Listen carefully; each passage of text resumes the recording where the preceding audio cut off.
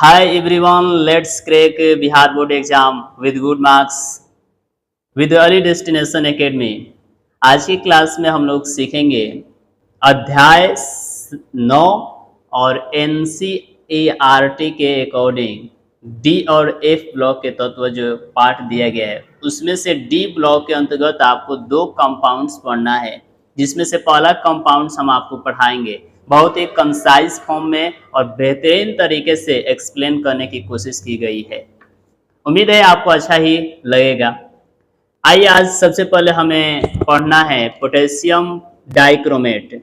Potassium dichromate का बाबू अणुसूत्र K2Cr2O7 होता है। यदि आप बेसिक कंसेप्ट आपको बता दें तो देखिए, पोटेशियम का संकेत K होता है और आवेश 1 होता है, और डाइक्रोमेट का संकेत जो होता है Cr2O7 होता है। हम लोग कंपाउंड फॉर्मेशन के समय क्रॉस मल्टीप्लाइकेशन करते हैं तो हमारा जो रिजल्ट मिलता है ये इसके साथ तो K2 और इसके आवेश है तो Cr2O7, यानी पोटेशियम डाइक्रोमेट का ये अणुसूत्र रहा।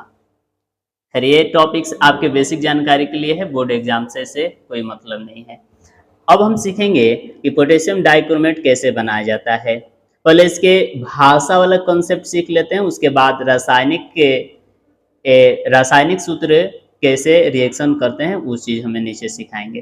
देखिए, पोटेशियम डाइक्रोमेट का निर्माण जो होता है क्रोमाइट अयस्क से किया जाता है। इसमें क्रोमाइट अयस्क को अच्छी तरीका से पीसकर सोडियम कार्बोनेट और ऑक्सीजन के साथ गर्म किया जाता है, तब सोडियम क्रोमेट बनता है। याद रहे, सोडियम क्रोमेट Na2CrO4 होता है।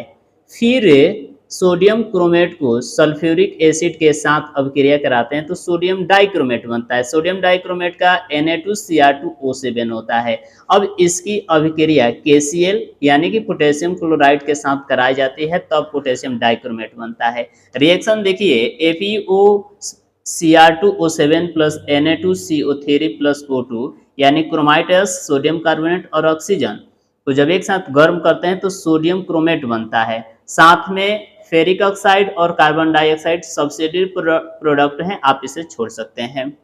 अब फिर क्या करते हैं, सोडियम क्रोमेट को सल्फ्यूरिक अम्ल के साथ अभिक्रिया कराते हैं तो सोडियम डाइक्रोमेट बनता है। Na2Cr2O7 प्लस सोडियम सल्फेट और जल भी बनता है, उस पर ध्यान नहीं देना है। सोडियम डाइक्रोमेट को KCl के साथ अभिक्रिया कराते हैं तो K2Cr2O7 यानी पोटेशियम डाइक्रोमेट बन जाता है। अब हम पोटेशियम डाइक्रोमेट के विशेषता कहे, गुणधर्म कहें या लक्षण कहें, बाबू सबका मतलब एक ही होता है।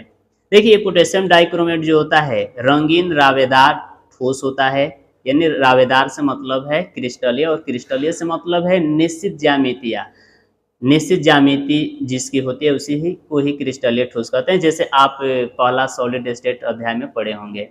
यह जल में घुलनशील होता है।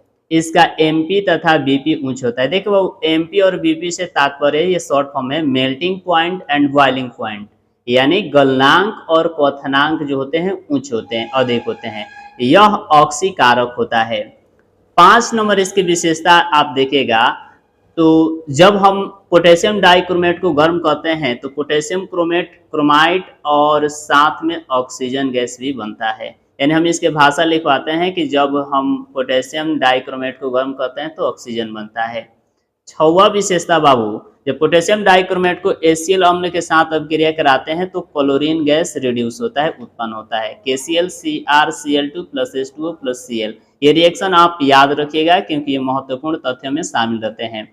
अब आइए, पोटेशियम डाइक्रोमेट का उपयोग कहाँ पर किया जाता है। जैसे NCERT पहला पॉइंट कर रहा है चर्म उद्योग में, मैंने लास्ट में से इन्वॉल्व किया हूँ। डाइक्रोमेट सेल बनाने में, क्रोमेट यौगिक के निर्माण में, प्रयोगशाला में अभिकर्मक के रूप में, चमड़ा उद्योग में, चर्म उद्योग यानी चमड़ा उद्योग में किया जाता है। प्रोसेस है वो हम लोग समाप्त कर लिए हैं।